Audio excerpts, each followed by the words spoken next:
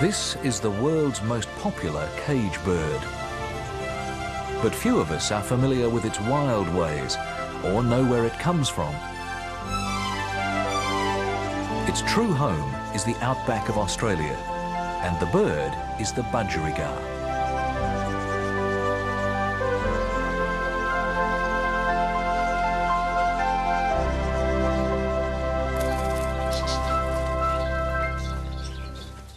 Birds have been kept as pets for thousands of years. Parrots are favourites because of their bright colours and chatty nature.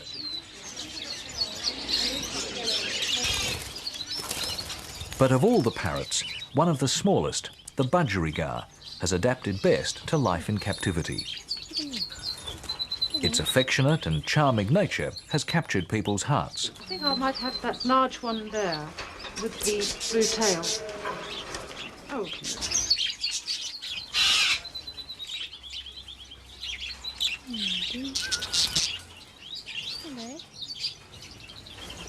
Most people think of budgies as cage birds, but for every budgie behind bars, there are thousands living free in the wild.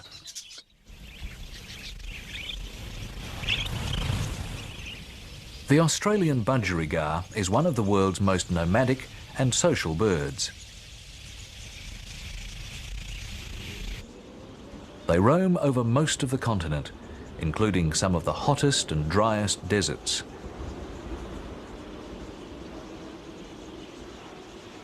Budgies travel in flocks. They can cruise at 90 kilometres an hour and have the endurance to cover vast areas in search of food and water.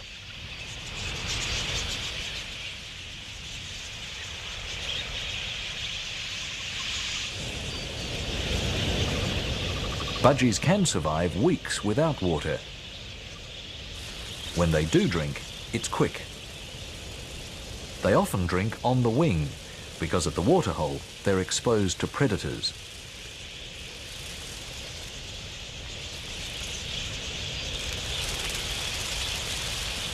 They have the ability to suck water rapidly.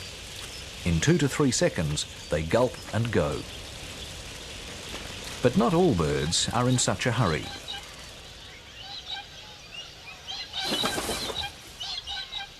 Another sociable parrot of the outback is the corella. Because corellas are bigger than budgerigars, they don't have to worry so much about birds of prey and can enjoy a leisurely drink.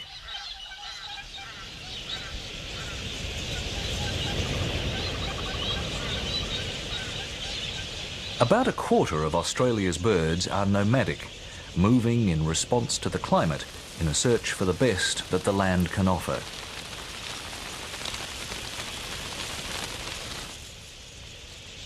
Flock pigeons share the budgerigar's roving and social nature.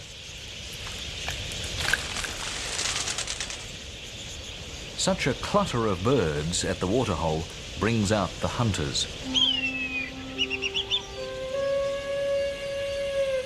A whistling kite scans the mob for any slow individual.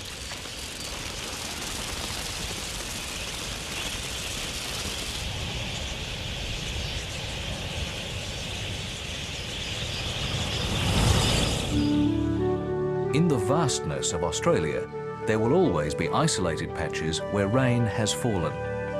In their endless search for these, budgerigars fly far and fast.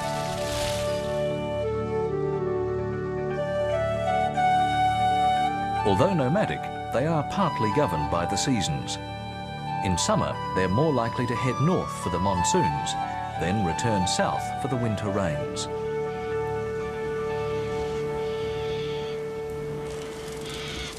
The climate of arid Australia is one of the most erratic on Earth.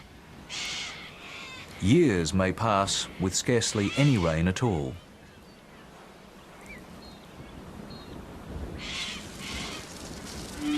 When drought is severe and widespread, life is such a struggle that young budgies wouldn't survive.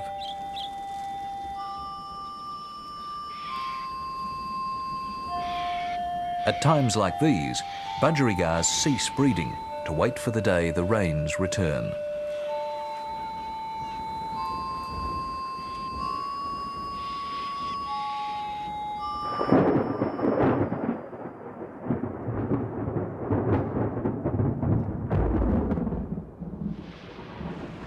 One day, drought breaks.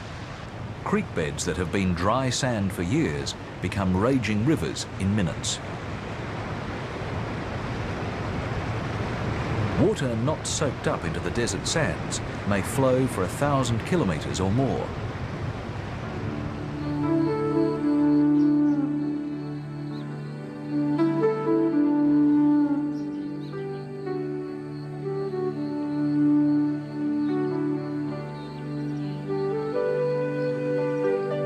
For 10 years, this part of Western Australia was vast, dry plains. Now, it's a 2,500 square kilometre lake, the result of flooding from monsoonal rains. Lake Gregory, as it's now known, will have a life of 5, maybe 10 years. Nomadic water birds are quick to find the new lake.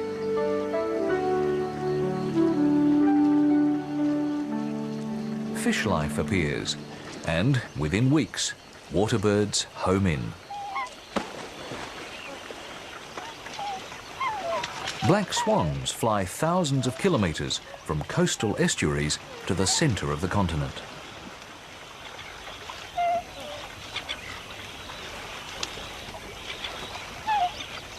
Though Lake Gregory seems large, it's only a tiny oasis in the immensity of the land. For the budgies, it's an opportunity not to be missed. Though budgerigars live in the desert, they try to avoid its extremes. They follow creek beds to find Lake Gregory.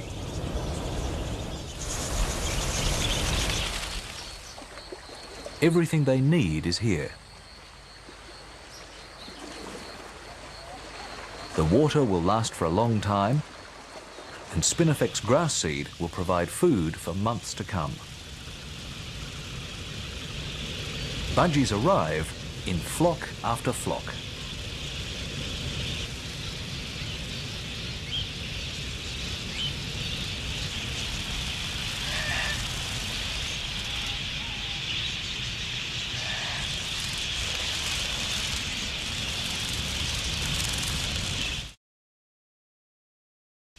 The zebra finch, an Australian native bird, is also a popular pet. Unlike budgerigars, they need water often and wet their whistles every hour or so. Zebra finches are one of the quickest birds in the world to breed after rain. Within hours of a good cloudburst, they start mating and nest building.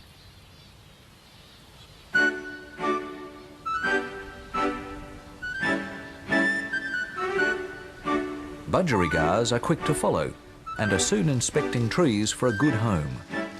The early birds get the hollows out of reach of predators on the ground. But there are also threats from falcons.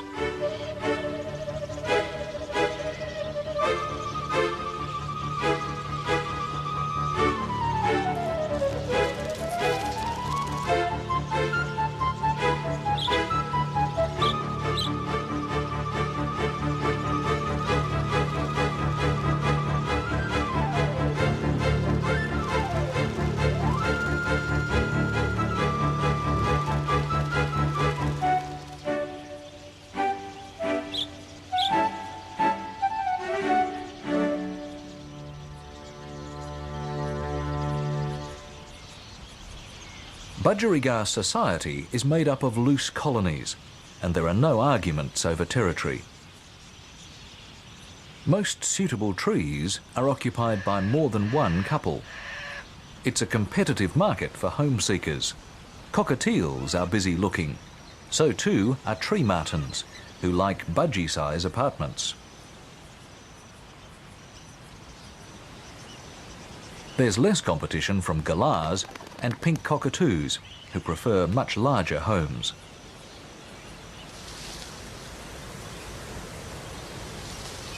With a nest established, the budgerigars turn their attentions to each other.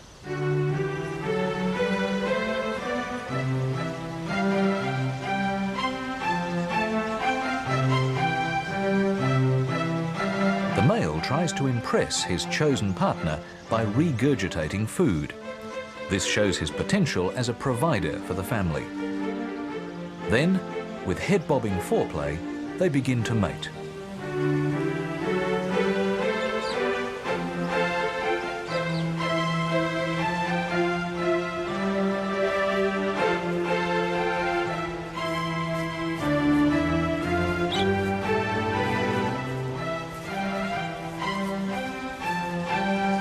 Budgerigars breed quickly. In the wild, this is vital for the survival of the species, and in captivity, it makes them a favourite with bird breeders.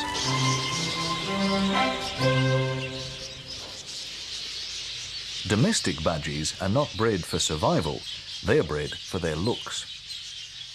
Experimenting with combinations of genes has produced an enormous variety of colours, shapes and sizes, some quite different to the wild form. Top birds are lovingly prepared for hotly contested budgie shows. 335, cage number 2. Yeah.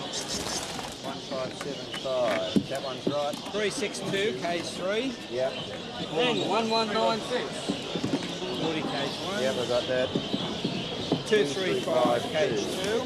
No, the only thing we haven't got on there is keys and whatnot. It's a long way from the bush.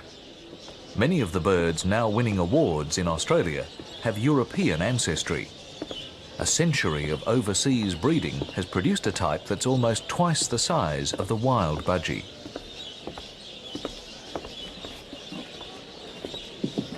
Australian breeders are now paying big money to import budgies back to their native land.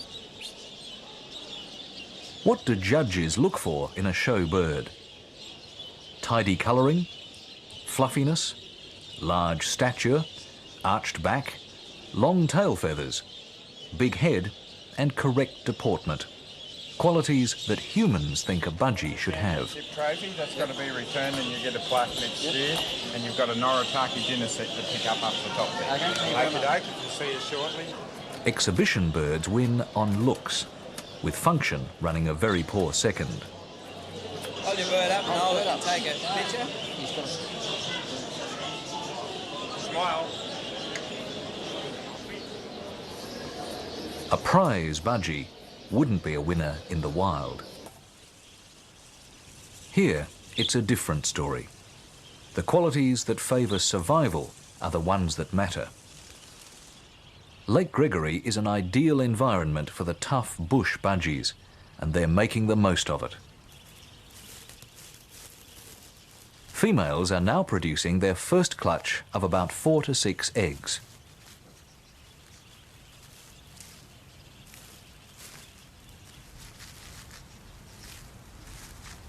The mother stays on the nest, brooding the eggs, which start hatching in just under 3 weeks.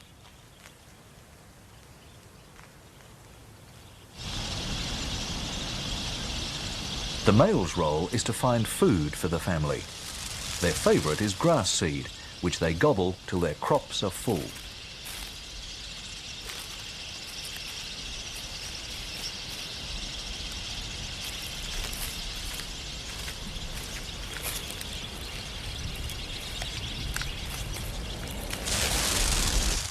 The mother constantly looks after the newborn chicks, only leaving the nest to receive food from her mate.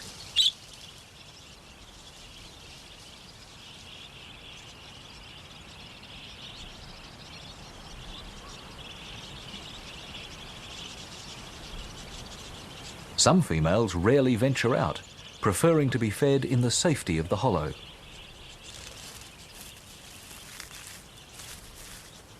It's the chicks' turn, and their mother regurgitates food to them.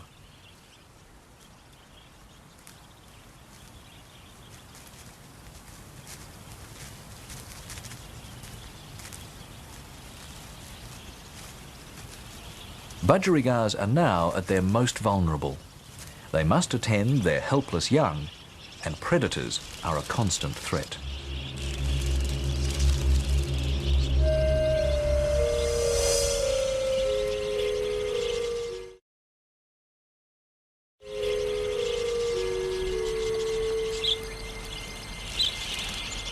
The best hollows are high in the trees, but they were the first to be occupied. Some birds had no choice but to nest near the ground.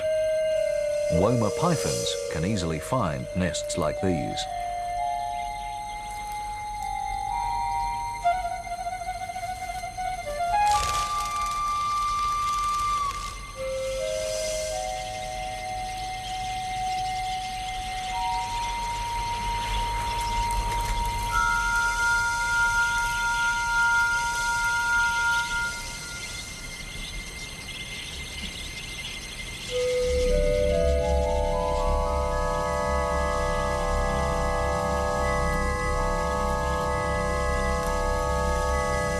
For every chick that's eaten, thousands of others survive. The instinct of budgerigars is to cheat death by creating an abundance of life. This species survives through sheer weight of numbers. So, while conditions are good, they breed as fast as they can. Budgerigars lay eggs over a period of time, so the chicks in one nest are all at different stages of growth. Parents can give liquid food to the very young and at the same time solids to the bigger ones.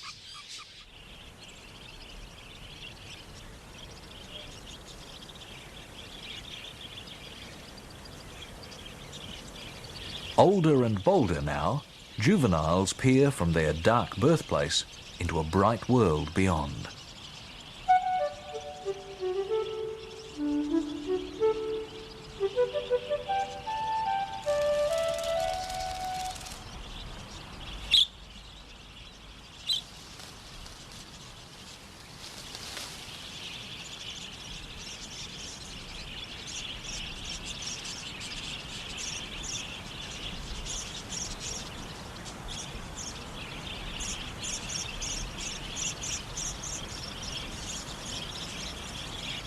Childhood doesn't last long for a budgie.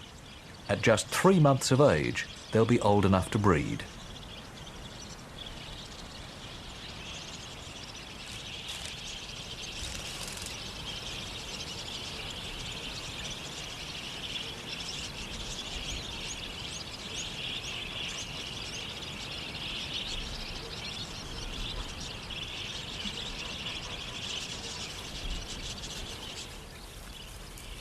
Parents soon become grandparents, but they still keep popping out eggs. The big day arrives for a young budgie. At about 4 weeks, chicks have grown tail and wing feathers and are technically ready to fly.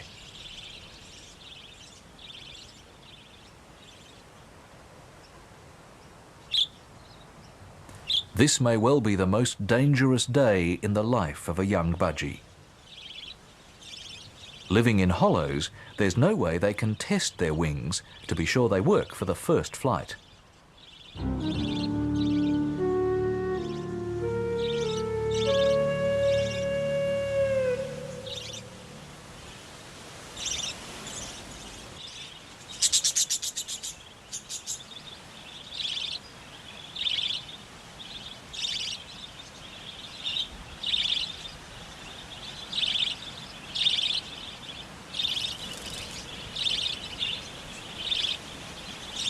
Parents call to their young, encouraging them to leave the nest.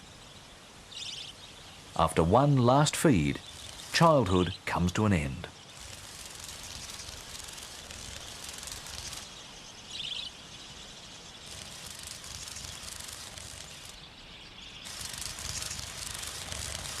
Most budgies escape attack, but others plunge into different dangers.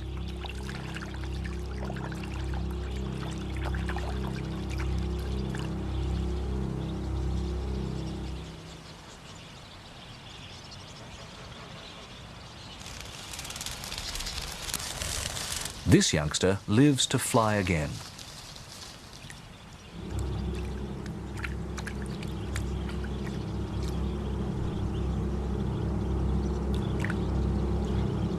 Another is not so fortunate. Death by drowning is a sad irony for a bird of the desert.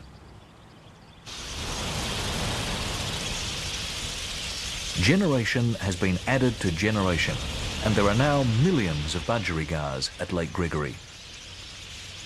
The seed is finished, so they must now take to the wing to search the desert for ripening grasslands. When they find what they're looking for, wandering bands come together in what is one of the world's rare wildlife spectacles.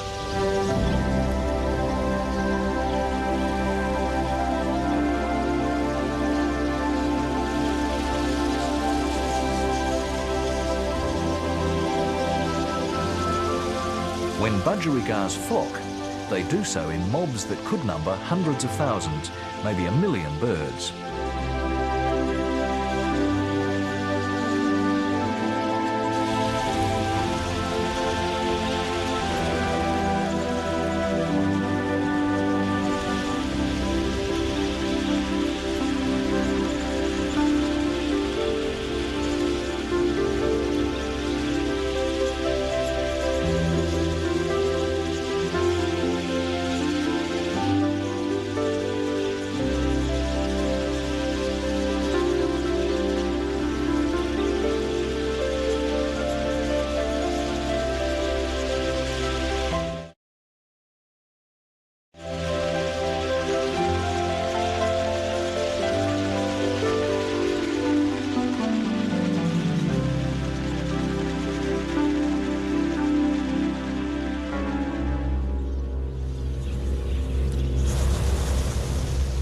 Such a concentration of budgerigars attracts many different birds of prey.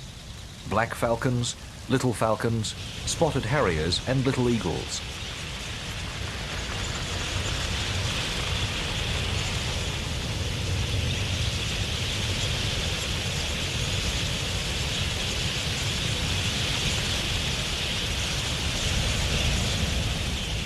The flock is attacked from all directions. Eventually, a little falcon makes a kill.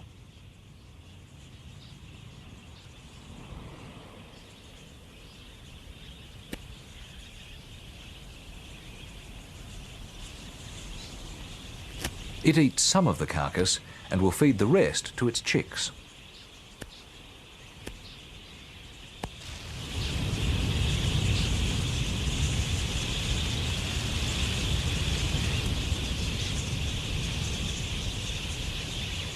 The strength of budgerigar society is the flock. There are no leaders and no pecking order. All budgies are equal.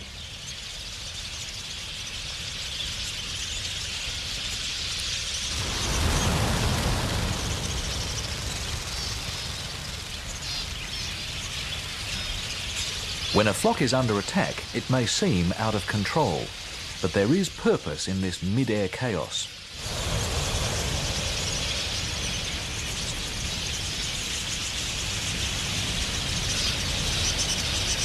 The flock flies as one for the good of all.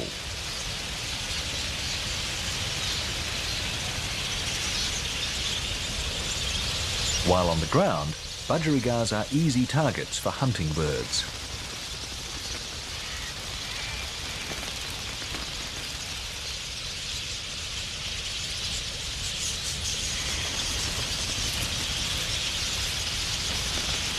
But hundreds of thousands of eyes are on alert, and as soon as danger threatens, they take to the air. The sheer numbers of budgies, their speed and aerobatic skills bewilder the predators.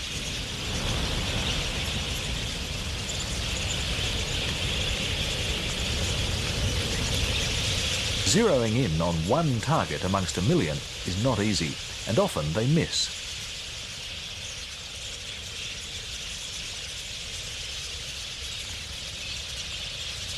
But a black falcon goes straight for the centre of the mob. This time, it's successful.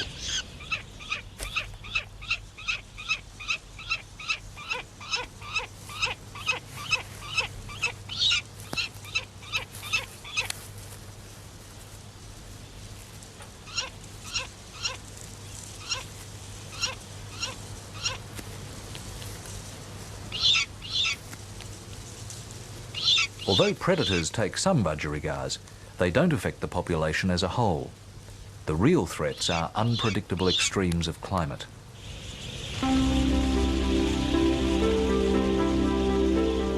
But the budgie is a great survivor. These little parrots, familiar to most people as pets, are tough enough to cope with some of the harshest areas on the planet. Their unruffled and affectionate nature has earned them a place as a companion for humans. Their nomadic behaviour, rapid breeding and the power of the flock will ensure the wild bush budgies continue their journeys across the deserts of Australia.